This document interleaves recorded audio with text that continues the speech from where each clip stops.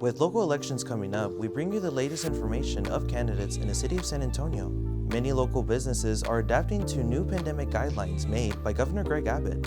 A free Britney rally was held in San Antonio in support of a recent court battle.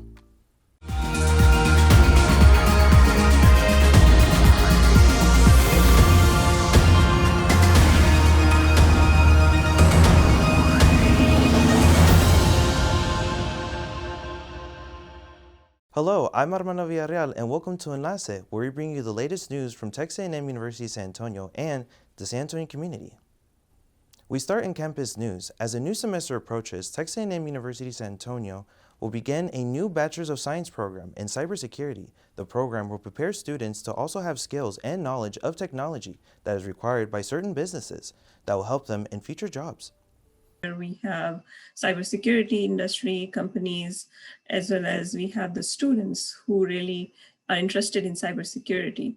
And this program would be able to address the needs of the students as well as the industry. Classes will begin in fall 2021 and will be offered online and in person for incoming students looking for a career or a working professional seeking to advance in the workforce in cybersecurity. Visit TAMUSA.edu for more information. The Office of Information Technology Services at A&M-San Antonio announced a simulated phishing program set to start on March 22nd. The program will send simulated phishing emails to random users as both a training tool and a data gathering method. The university hopes to use this program in order to educate users and learn more about how vulnerable the school is to phishing attacks. When we come back, find out how you can get free tax preparation before the deadline.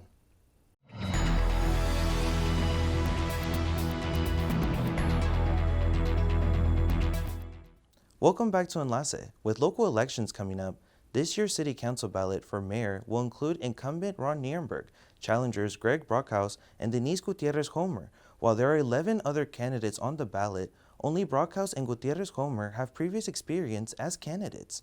Nirenberg, Brockhouse, and Homer are scheduled to appear on a 3-day mayoral forum, answering questions from journalists and residents on separate nights. All 10 city council seats are open, including a unique situation for District 3, as we will not see city councilwoman Rebecca Villagran on the ballot due to term limit. This leaves to the seat open for 12 other candidates on the ballot to take over the district. If you haven't registered, you will need to have a voter application postmarked by April 1st. Early voting for the 2021 San Antonio election will begin on April 19th. A District 3 candidate tells us how she's different from her sister, Councilwoman Rebecca Villagran. Katelyn Silva gives us more. The 2021 general elections for mayor and districts 1 through 10 in San Antonio are right around the corner. One candidate is familiar with the process of what it takes to become a city council member. Phyllis Villagran is running for San Antonio's District 3 race for city council, a seat that has been occupied by her sister Rebecca for 8 years, who has now reached her term limit. Over the past 20 years, Phyllis has spent her time serving the city and District 3 through community jobs and advocating against domestic violence. Villagran felt like it was time to take the next step. So as I looked around and I saw who was running, I just realized that this was a good next step for me. I was working part-time, I had the education, I had the experience, I had the relationships. I needed to step up and to run and to serve. Phyllis says that when it comes to similarities between her and her sister, they share the same work ethic, but their views are different. We have the same work ethic, we had the same parents. That's just kind of a given. I'm going to have the same work ethic as my sister, but the views are different in terms of I was more with the students, with the people in the street working directly. I have the political science background and the history background and the bicultural studies, sociology background. She has that urban planning background. The support that she has gotten from both friends and family have encouraged her throughout this process.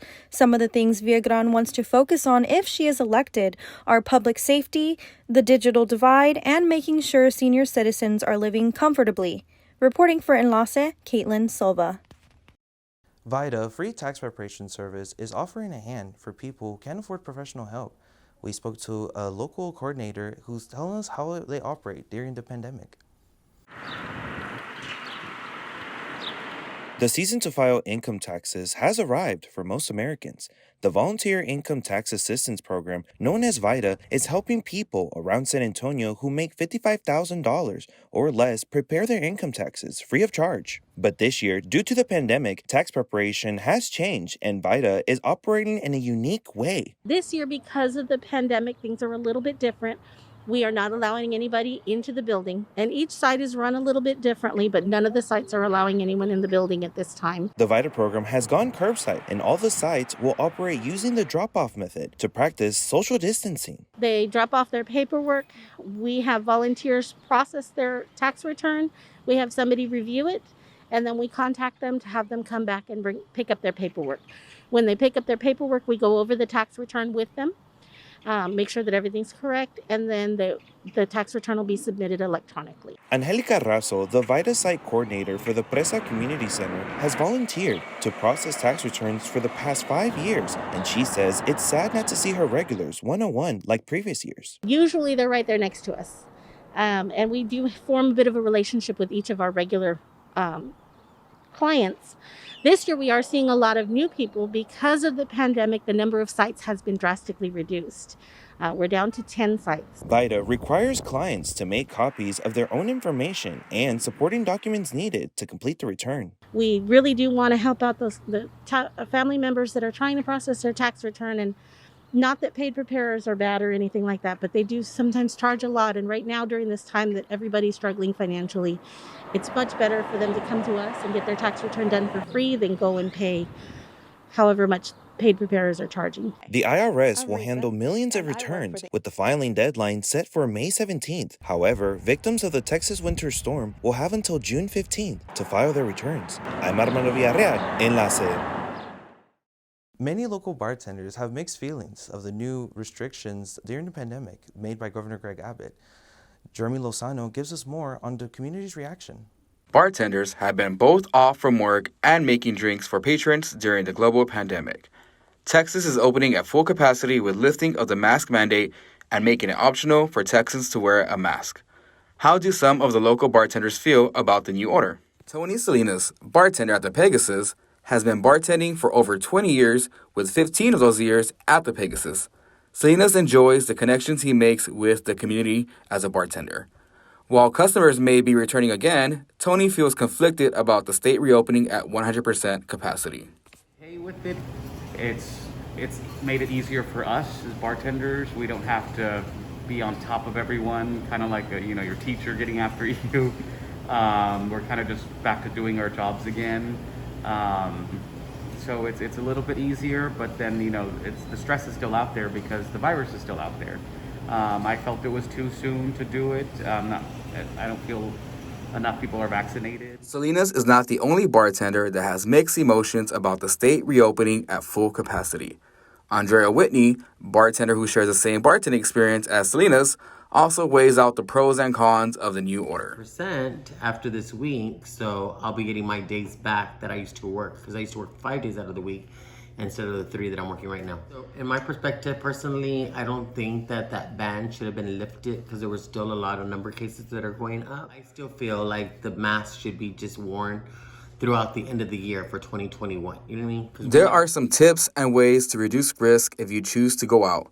Health expert nurse Rosetti Hoffman recommends reducing time out while socializing with friends can mitigate potential exposure and alleviate risk. My recommendation is to stay safe and just, if you can, just limit your stay at the bar if needed, if you can, and go on ahead and just visit with your friends for a little bit, but don't stay the whole night. No. For more information on COVID-19 guidelines and how to stay safe when you are out, visit the CDC website at www.cdc.gov. Reporting for Enlace, Jeremy Lozano. In celebration of Women's History Month, Southbound Coffee hosts a donation drive. We spoke to the owner on why it's important to donate feminine hygiene products.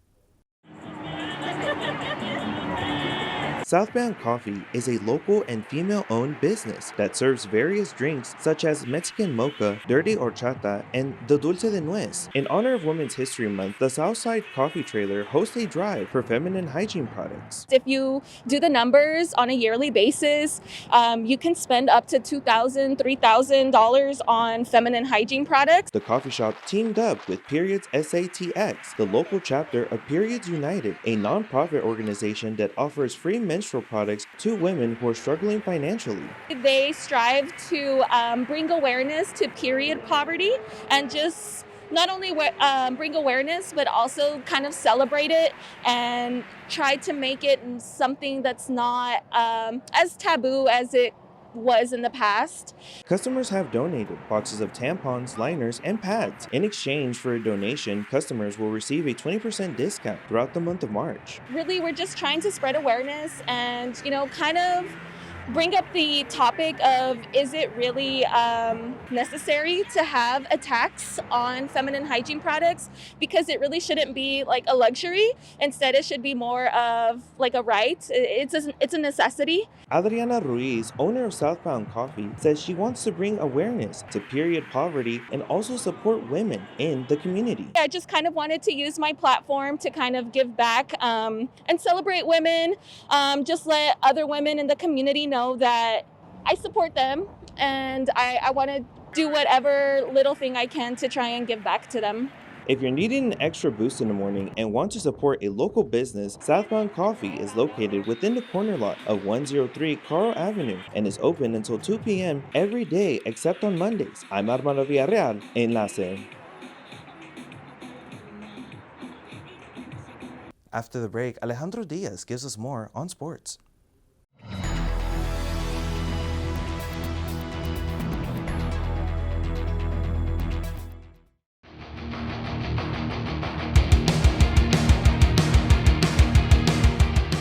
Buenas, buenas y bienvenidos a Jaguar Sports. Os saluda Alejandro Díaz, listo como siempre para traerles lo mejor del mundo deportivo. Pitazo inicial, arrancamos con los Spurs de San Antonio que lograron su segunda victoria al hilo esta semana luego de derrotar a los Bulls de Chicago por 106-99. Eso sí, los hombres de Popovich no la tuvieron nada fácil y es que llegaron a estar abajo hasta por 23 puntos en el tercer cuarto hasta que empezaron una furiosa remontada en el último cuarto que culminaron con una racha de 17 puntos consecutivos sin respuesta para pasar al frente en el marcador y llevarse la victoria. Jacob Poeltl lideró a los Spurs con 20 puntos y otros 5 jugadores anotaron más de 10. Sin duda, un triunfo importante para los Spurs que mejoraron su marca a 21-16 y siguen séptimos en la conferencia oeste. Pasamos ahora al golf de los Jaguars de A&M-San Antonio que esta semana participaron en el Prairie View A&M Spring Invitational en Houston, donde la lluvia hizo presencia en las primeras 2 rondas. Donald Harper fue el mejor de los Jaguars, terminando empatado en la posición 34 entre un total de 54 jugadores, y el equipo terminó en la 9ª posición. Los Jaguars volverán a la acción en unas semanas para el torneo Claude Jacobs Invitational, organizado por la Universidad de Houston Victoria.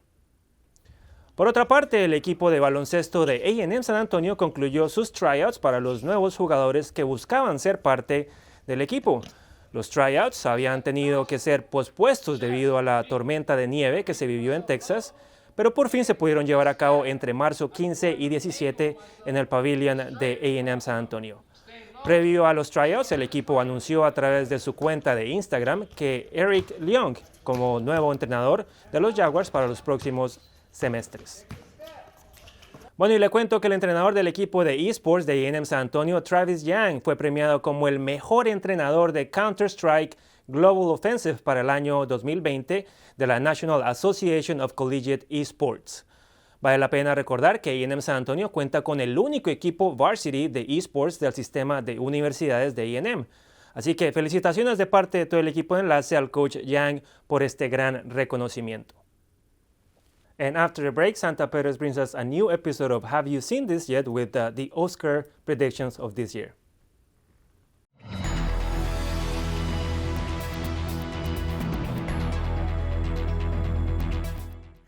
Hello, welcome back to Enlace. Spring break has changed since COVID-19. and things are slowly going back to normal. Our reporter, Katelyn Earhart, tells us more on how to have a safe and nature-filled vacation during the pandemic.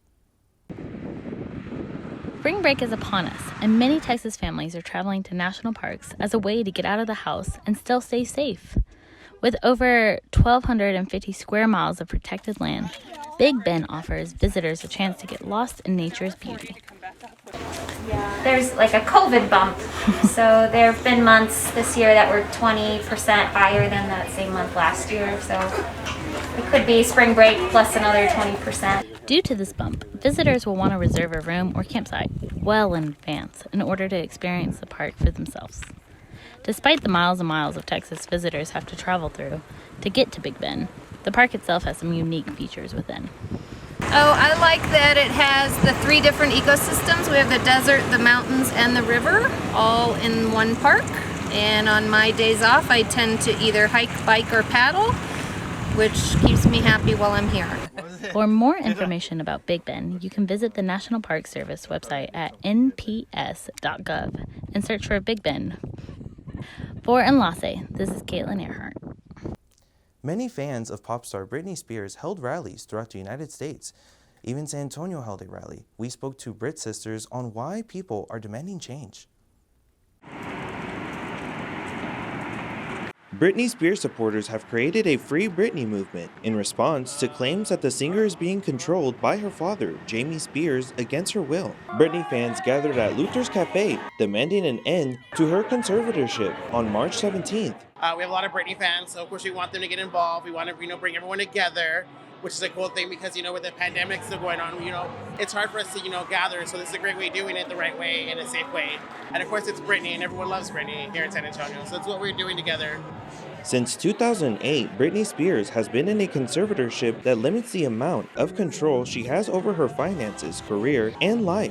Brit sisters have hosted various Free Britney rallies and events. The most important thing to me is Britney has given people like myself and fans around the world a voice that we didn't have when we were younger as kids. And here's our chance to repay that for her and give her the voice that she can't have right now. Conservatorship is a court case where a judge appoints an individual to manage the affairs of an adult who is unable to take care of themselves. However, fans are saying if she's fit to perform, she should be fit to control her life and make her own decisions.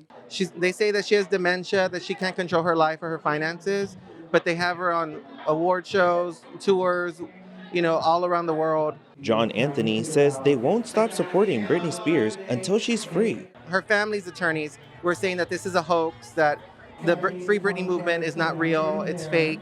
But Britney has said with her attorney that the Free Britney movement is actually working. And since then, a co-conservator, Bessemer Trust, is allowed to be also looking. So today there's a big finance hearing, which is what the fans want, because we want to know where her money is. 2 congressmen have teamed up to call a hearing on the issue of conservatorships in the House of Judiciary Committee in response to the Free Britney movement on March 8th. I'm Armando, Villarreal, Enlace. This week in entertainment, Santa Teresita Perez tells us more about the 2021 Oscar nominees. This week, we'll be taking a look at a few of the nominees that have a great chance of going home with a golden statue or two once the biggest night for awards makes its way. The official nominations for the 93rd Academy Awards were announced on March 15th and included a good number of diverse contenders who took viewers by pleasant surprise with the talent they brought to the films they were a part of. Minari is expected to win at least one of the 6 Oscars it has been nominated for, with most of those expectations going to a possible win for either Steven Yeun or Yoon Yeon-jung for Best Supporting Actress, since both gave stellar, scene-stealing performances. The movie Nomadland is also a shoo-in to win some praise and has already made history as director Chloe Zhao became the first woman of color to be nominated for Best Director. And would it really be too surprising if Frances McDormand won yet another Best Actress Oscar after her grounded yet phenomenal performance helped in making Nomadland a poetic and relatable character study? We'll just have to wait and see come Sunday, April 25th. This has been Santa Perez with Have You Seen This Yet? Thank you for watching Enlace. Stay safe, wear a mask, and practice social distancing. See you next time.